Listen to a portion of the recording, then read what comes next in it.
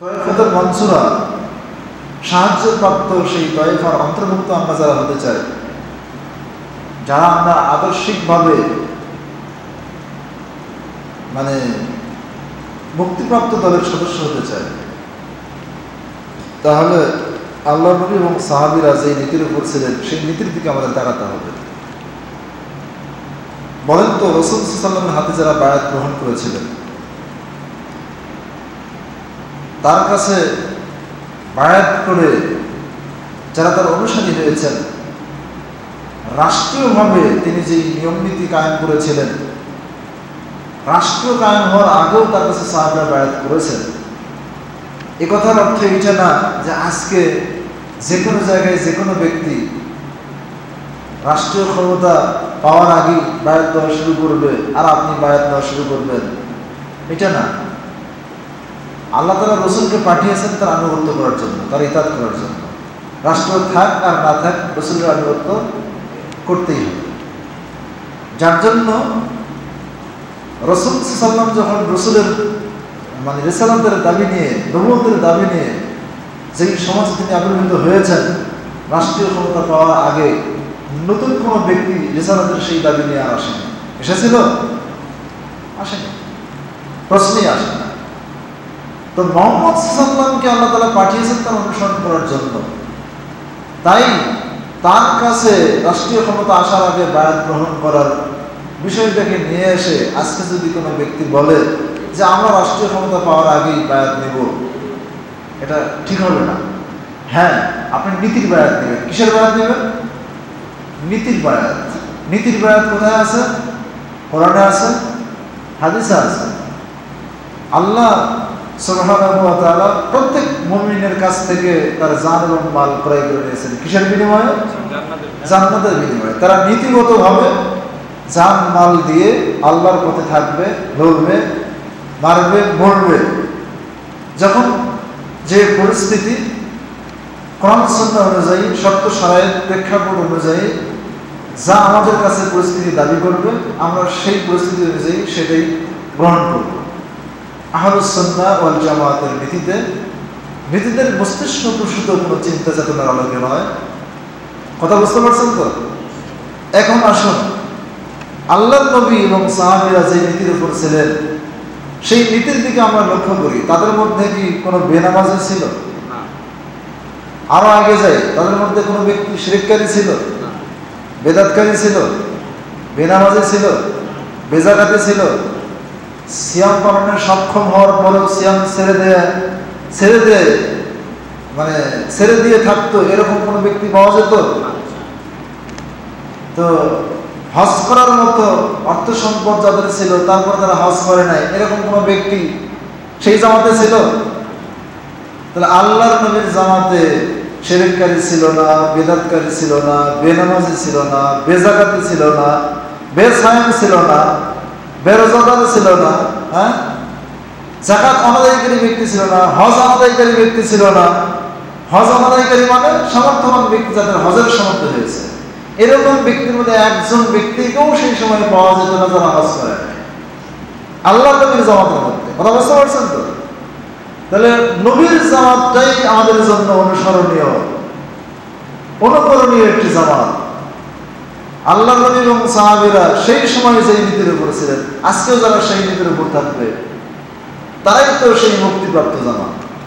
আজ আপনার এই সমাজে কত ঘর লোক আছে? এখানে কত ঘর লোক আছে?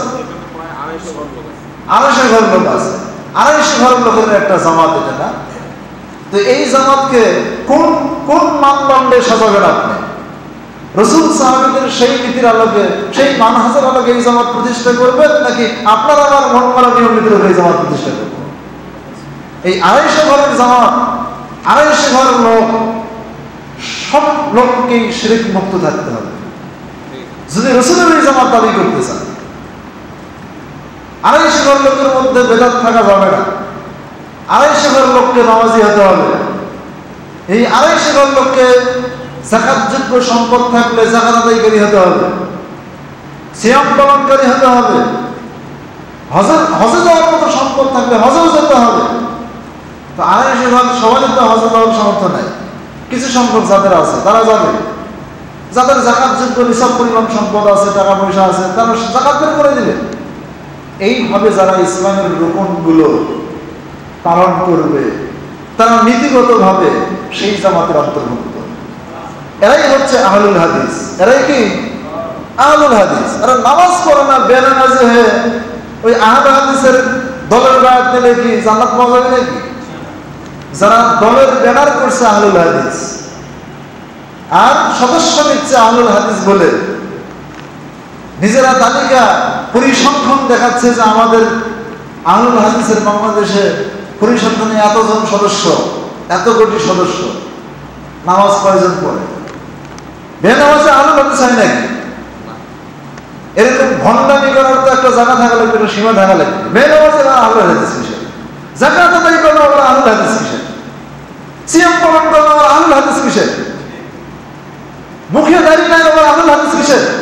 টাকার উপর কাপড় পরে না, টাকার নিচে কাপড় ছেঁচড়ে যাচ্ছে, পাশ্চাত্যের আদর্শ পালন করে আবার আহলুল হাদিস দাবি করে কিসের? ক্লিন শেভ করে আবার আহলুল হাদিস দাবি করে কিসের? মাজার দরগা খানকায় গিয়ে আবার আহলুল হাদিস দাবি করে কিসের? এটা কি আহলুল হাদিস নাই? আহলুল হাদিস ছাড়া নাজাত পাওয়া যাবেই না। আহলুল হাদিস হতে হবে। কথা বুঝতে পারছেন তো? পাশ্চাত্যের গণতন্ত্র, জনগণ সার্বভৌম ক্ষমতার উৎস, এই আকীদা বিশ্বাস যারা লালন করে তা আহলুল হাদিস নাকি? সংখ্যাগরিষ্ঠতাই যাদের কাছে হকের মানদণ্ড। কোরআন সুন্নাহ ওহীর জ্ঞান হকের মানদণ্ড নয়। কথা বুঝতে পারছেন তো? আহলুল হাদিসের কাছে ওহীর আলোকে হক যাচাই করতে হয়। হকের মানদণ্ড কি? আল্লাহ প্রদত্ত ওহী, চূড়ান্ত সত্য, এটা হচ্ছে হক। হকের ক্ষেত্রে সংখ্যা বিবেচ্য নয়। একজন থাকলেও হক, দুইজন থাকলেও হক, হকের উপর যে কয়জন থাকবে সেই কয়জন হক। 10 যেদিকে আল্লাহ সেদিকে, এ কথা কি ঠিক? হ্যাঁ, এ কথা ঠিক। ওই সমাজে, যেই সমাজটি রাসূলের তরিকার উপর প্রতিষ্ঠিত, সেই সমাজের সংখ্যাগরিষ্ঠ লোক যদি কোনো একটা বিষয়ে মতামত দেয়, হতে পারে সেই মতটা হক হতে পারে, কিন্তু একেবারে স্পষ্ট ওহীর বিপরীতে গেলে ওই মত গ্রহণযোগ্য নয়, ভুল হয়ে যাবে তখন। কথা বুঝতে পারছেন তো? ওহীর আলোকে একজন ব্যক্তি যদি কথা বলে তো সেটাই হক। তাহলে হক যেদিকে আল্লাহ সেদিকে, 10 যেদিকে আল্লাহ সেদিকে, এই কথা ঠিক নয়। আজ থেকে বহুদিন আগে, প্রায় 20 বছর আগের ঘটনা হতে পারে যত সম্ভব,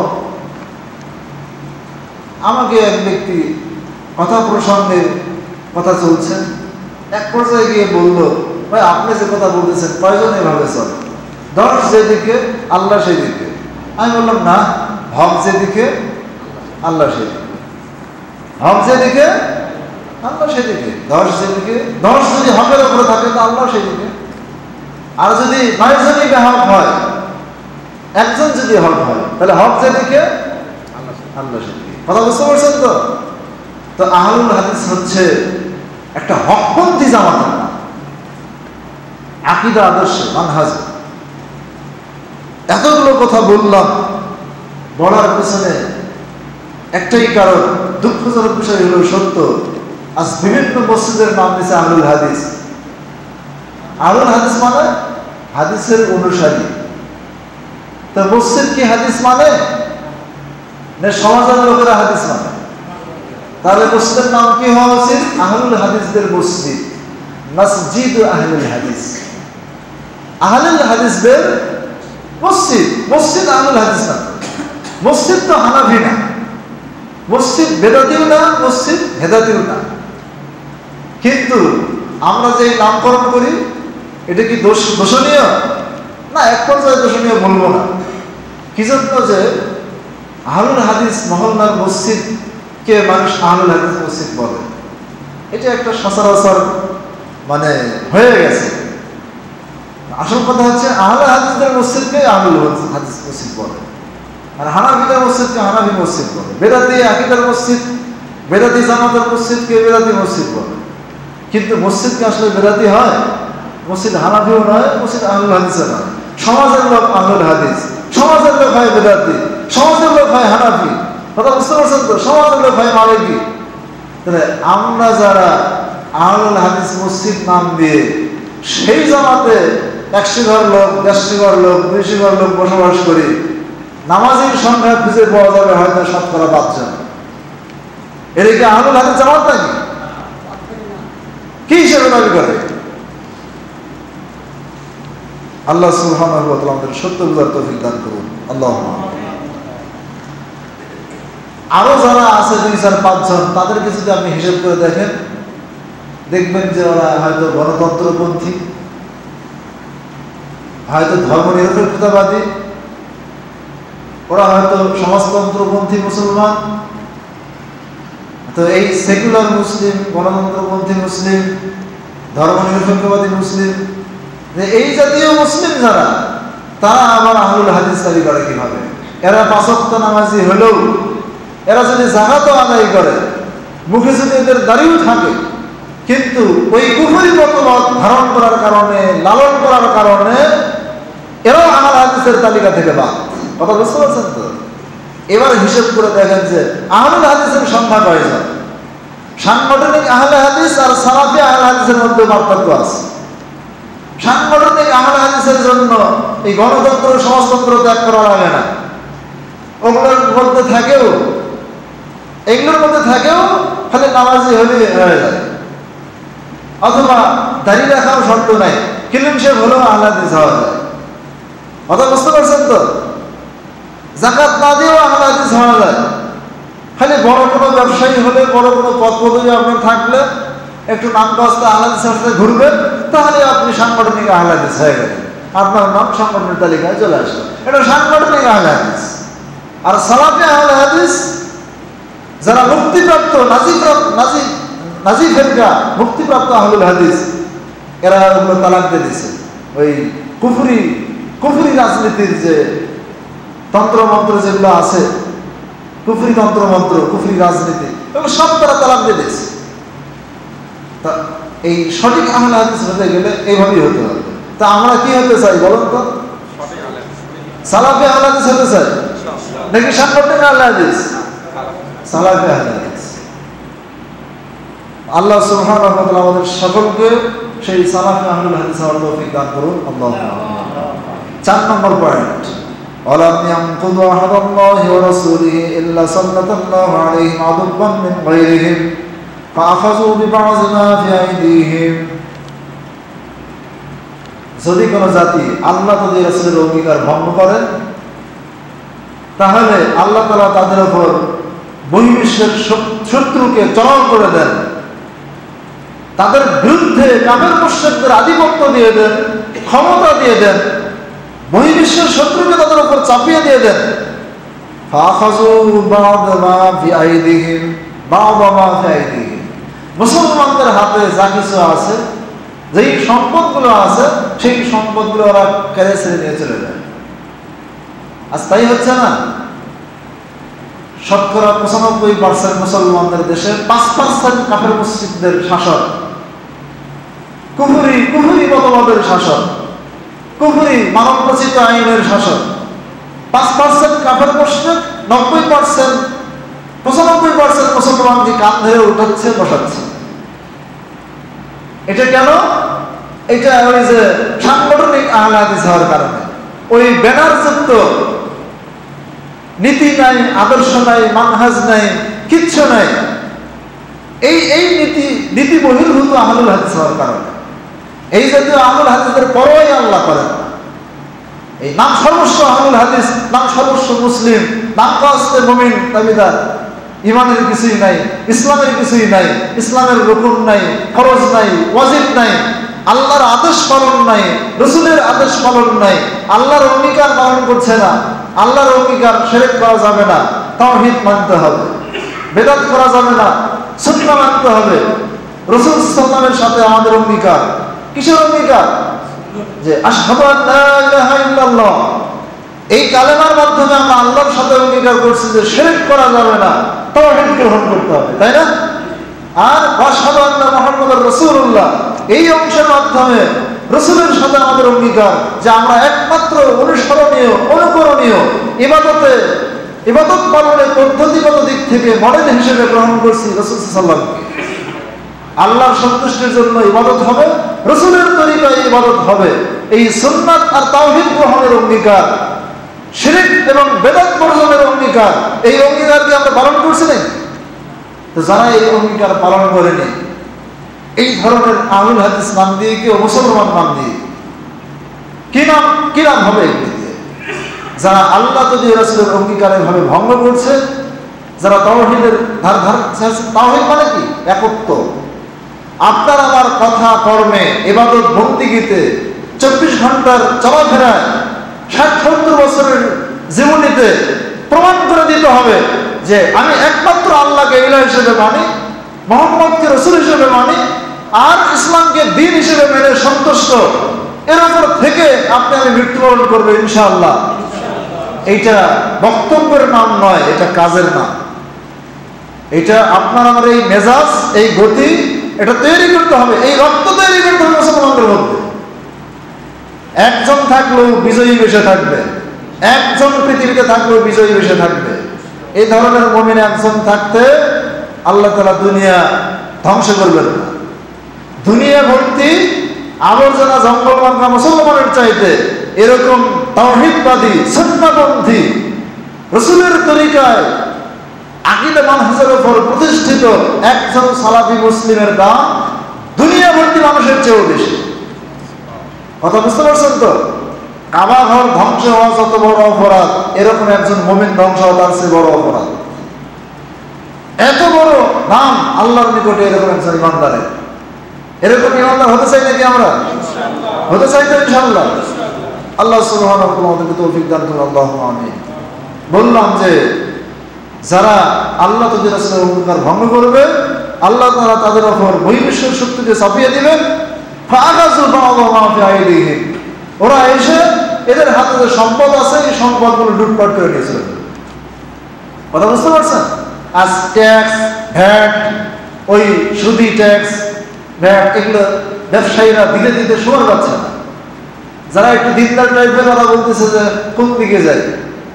যেইভাবে ট্যাক্স ভ্যাটের হিসাব আমাদের উপর চাপায়, পুঙ্খানুপুঙ্খভাবে আমরা যদি দিতে যাই তো আমাদের তো কিছুই থাকে না। কি করবো আমরা এখন? একদিকে আল্লাহ প্রদত্ত হুকুম যাকাত বের করে দিতে হবে, ওটা তো দিতেই হবে মুসলমান হিসেবে নিজেকে ঠিকানোর জন্য। অত্যাচারী শাসকের শাসন, দুঃশাসক আমাদের উপর বিভিন্ন ট্যাক্স চাপিয়ে দেওয়া হয়েছে। এই ট্যাক্সগুলো আমরা কেমনি দিই এখন? তো এই ট্যাক্স কারা চাপিয়ে দিয়েছে? আরে মুসলমানদের উপর ট্যাক্স আছে নাকি? ট্যাক্স হচ্ছে একটা অপমানজনক ভাষা। কর, জিজিয়া, এটা অমুসলিমদের কাছ থেকে আসে। অমুসলিমরা লাঞ্ছিত হয়ে, পদানত হয়ে, ওরা নতশির হয়ে মুসলমানদের হাতে ট্যাক্স দিবে ওরা। আর মুসলমান যাকাত দিবে, মুসলমানরা দিবে যাকাত, কাফির মুশরিকরা দিবে ট্যাক্স, কর, জিজিয়া। এদেশে আপনার আর কাফের মূল্যের মধ্যে কোনো পার্থক্য আছে নাকি? ট্যাক্স করার সুবিধা আপনার চেয়ে মনে হয় ওরাই বেশি পায়। কথা বলেননি তো? ওরাও ট্যাক্স দেয়, আপনিও ট্যাক্স দেন, আপনি বেশি দেন। আপনার মধ্যে আখিরাতের ভয় আছে, যার জন্য আপনি এখানে এসে ভয় খাটাচ্ছেন যে আমার ট্যাক্স সবার নিতে হবে, ফাঁকি দেওয়া যাবে, কর ফাঁকি দেওয়া যাবে। কর কি আপনার উপর নাকি? কর কি আপনার আমার ধর্ম? কর দেওয়া কার ধর্ম? এটা কাফের মুশরিকদের উপরে ধর্মীয় বিধান, ইসলামের বিধান হচ্ছে ওরাই কর দিবে। কিন্তু আমাদের কাছ থেকে কর নেওয়া হচ্ছে, ট্যাক্স নেওয়া হচ্ছে জুলুম করে, অত্যাচার করে। ওদের কাছ থেকেও নেয়, আমাদের কাছ থেকেও নেয়। কেন? 95% মুসলমানের দেশে 95% মুসলমানের কাছ থেকে চাপ দিয়ে তুমি যাকাত নাও না কেন? তুমি ওষুধ নাও না কেন? তুমি যাকাত নাও না কেন? তুমি ট্যাক্স কেন চাপ দিও আমাদের উপরে? কথা বুঝতে পারছেন তো? দুঃখজনক বিষয় হলো এই বাস্তবতারই আমরা শিকার। তো তার মানেই হচ্ছে আজ মুসলিম দেশগুলো কাফেরদের পদলেহী, তাদের পাছাটা গোলাম, তাদের করুণার ভিখারি, তাদের সাথে তারা ধর্ম জলাঞ্জলি দিয়ে, তাদের সাথে ওয়ালা, তাদের সাথে বন্ধুত্বা, তাদের সাথে মিত্রতার বন্ধনে তারা আবদ্ধ। ইমান বিধ্বংসী বিভিন্ন বিষয়ে ছাড় দিয়ে চুক্তি করছে তারা। এই সব চুক্তি রক্ষার্থে কাফের মুশরিকরা আমাদের ওপর আধিপত্য কায়েম করছে, পুতুল বসিয়ে দিচ্ছে, কিছুদিন পর পর পরিবর্তন হচ্ছে। কথা বুঝতে পারেননি? এইভাবে আমরা কি করছি? আল্লাহ রাসূলের অঙ্গীকারগুলো ভঙ্গ করতেছি।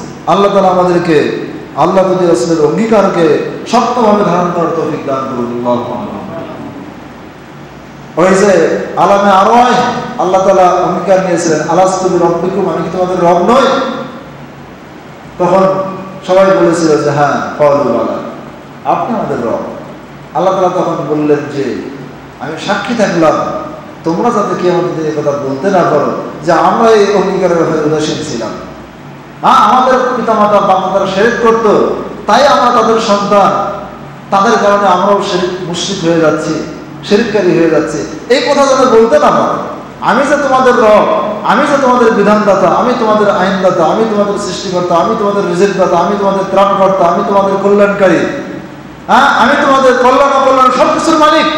এরপরে যদি অন্য কোনো শক্তি বা কোনো কিছুকে কল্যাণ অকল্যাণের মালিক বানিয়ে নাও, এই রুবুবিয়্যতে যদি শিরক আবার চলে আসে তোমাদের, তাহলে বুঝতে হবে যে সেই আহাদে আলাস্তু আমরা ভঙ্গ করেছি। কি করেছি? আমরা ভঙ্গ করেছি। যদি আমরা ভঙ্গ করি তখন আল্লাহ তাআলা এটাই আমাদেরকে চাপিয়ে দিবে। ওমা লাম তাহকুম আইম্মাতুহুম বিকিতাবিল্লাহ ওয়া ইয়াতাখায়্যারু মিম্মা আনজালাল্লাহ ইল্লা যালাল্লাহু বা'সাহুম বাইনাহুম। 5 নম্বর পয়েন্ট, যদি মুসলমানদের ইমামরা, মুসলমানদের শাসকরা আল্লাহর কিতাব অনুযায়ী বিচার কায়েম না করে, শাসন না করে, দেশ শাসন না করে, পরিচালনা না করে, ওয়ায়াতাখায়্যারু মিম্মা আনজালাল্লাহ, আল্লাহ যা নাজিল করেছেন সেই নাজিলকৃত বিধানে নিজেদের স্বাধীনতা প্রয়োগ করে, যে মানতেও পারি নাও মানতে পারি, অথবা নিজেদের স্বরচিত মানব রচিত বিধানগুলোকে আল্লাহর বিধানের উপরে প্রাধান্য দেয়, বাঁচিয়ে নেয়, ইল্লা যালাল্লাহু বা'সাহুম বাইনাহুম, আল্লাহ তাআলা তখন তাদের মধ্যে আপোষে যুদ্ধ বিগ্রহ দ্বন্দ্ব লাগিয়ে দিবেন। তাই হচ্ছে না আজকে ভাইয়ে ভাইয়ে মারামারি, হানাহানি, কাটাকাটি। গণতন্ত্র এমন এক নোংরা মতবাদ, যেই নোংরা মতবাদের মধ্যে দলদলীয়তা ফরজ, অ্যান্টিপার্টি থাকা ফরজ। কথা বুঝেননি? আল্লাহর বিধানে কোনো অ্যান্টিপার্টি নাই। মুসলমান সরকার একবার ক্ষমতায় গেলে অথর্ব অসল না হওয়া পর্যন্ত দেশ শাসন করার মতো, হ্যাঁ, যে ব্রেন যতক্ষণ আছে তার, এতক্ষণ সে চালাবে, কিতাবুল্লাহ দিয়ে সে শাসন করে যাবে। যেই দিন সে কিতাবুল্লাহর লঙ্ঘন করবে, সুস্পষ্ট কুফরিতে লিপ্ত হবে, অথবা দেশ পরিচালনার সে অযোগ্য হয়ে যাবে, তখন তাকে সরিয়ে বা সে তখন স্বেচ্ছায় সে ত্যাগ করবে, আরেকজনকে তার স্থানে সে বসিয়ে দিবে। এইভাবে থাকবে চিরন্তন শাসন ব্যবস্থা, আল্লাহ প্রদত্ত যে শাসন ব্যবস্থা, মুসলমানদের এই শাসন ব্যবস্থায় ক্ষমতার কোনো পরিবর্তন নাই। যতদিন একজন শাসক থাকতে পারে থাকবে। কথা বুঝতে পারছেন তো? আর গণতান্ত্রিক শাসন ব্যবস্থায় 5 বছর পর পর ক্ষমতা পরিবর্তনের যেমন সুযোগ আছে, এখানে কাফের মুশরিকরাও ক্ষমতায় আসার সুযোগ আছে।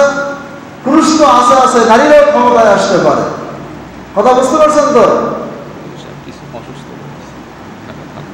আচ্ছা আচ্ছা, ঠিক আছে, ঠিক আছে। এরপরে আরো কি আছে এখানে? আরো সমস্যা হচ্ছে যে বিরোধী দল থাকতে হবে। কি থাকতে হবে? বিরোধী দল থাকতে হবে। আরে মুসলমানরা যদি এক জামাত হয় তো বিরোধী দল থাকা যাবে? মুসলমানদের মধ্যে বিরোধী দল থাকা যাবে নাকি? গণতন্ত্রের বিরোধী দল থাকা ফরজ। এই জন্য গণতন্ত্রের নাম হচ্ছে কুফরি তন্ত্র, কুফরি মতবাদ। তো আল্লাহ সুবহানাহু ওয়া তাআলা ওই জাতির মধ্যে দ্বন্দ্ব, যুদ্ধ বিগ্রহ চাপিয়ে দিবেন যেই জাতির মধ্যে আল্লাহর বিধানের উপরে কুফরি মতবাদগুলো চলে আসছে, যারা আল্লাহর বিধানের উপরে এই তন্ত্র মন্ত্র গ্রহণ করছে। তাই না? যখন আপনি বিরোধী দল খারাপ করলেন, বিরোধী দল এখন যে কোনো মূল্যে, জোর যার মূল্য তার, ও তার সর্বাত্মক প্রচেষ্টা চালিয়ে, জোর দিয়ে হোক, অর্থ দিয়ে হোক, ক্ষমতা দিয়ে হোক, যে কোনোভাবে হোক, ওর ক্ষমতা দখল করা দিয়ে কথা। এই জন্য একই পরিবারের মধ্যে যদি 2 পার্টি করে, এক ভাই এক দল করে, আরেক ভাই আরেক দল করে, ভাই ভাই লড়াই সংগ্রাম চলছে। তো এইটা কিসের ফলাফল? কিসের ফলাফল এটা? এই কুফরিতন্ত্রের ফলাফল এটা, এটা গণতন্ত্রের ফলাফল। তা আল্লাহ যে বলছেন যারা আল্লাহর নাজিলকৃত বিধান অনুযায়ী যদি মুসলমান দেশের শাসকরা দেশ পরিচালনা না করে, বরং কাফেরদের দেওয়া তন্ত্রমন্ত্র দিয়ে দেশ পরিচালনা করে, তখন এই যে এন্টিপার্টি বিভিন্ন গ্রুপ তৈরি হচ্ছে, এদের মধ্যে থাকা ফরজ হয়ে যাচ্ছে, আইনগতভাবে দ্বন্দ্ব লাগিয়ে যাওয়া ফরজ হয়ে যাচ্ছে। আল্লাহ সুবহানাহু ওয়া তাআলা আমাদেরকে সুমতি দান করুন, সঠিক বুঝ দান করুন। তৃণমূল পর্যায় থেকে নিয়ে বঙ্গভবন পর্যন্ত, রান্নাঘর থেকে নিয়ে সংসদ ভবন পর্যন্ত সর্বস্তরে আল্লাহ তাআলা কিতাবুল্লাহর শাসন, সুশাসন যারা কায়েম করে দেন, আমরা এই দোয়া আল্লাহর কাছে ব্যক্ত করে মুসলিম উম্মার কল্যাণ কামনা করে আজকে এখানেই বক্তব্য শেষ করছি। সুবহানাকা আল্লাহুম্মা ওয়া বিহামদিকা আশহাদু আন লা ইলাহা ইল্লা আনতা আস্তাগফিরুকা ওয়া আতুবু ইলাইক। সালাম।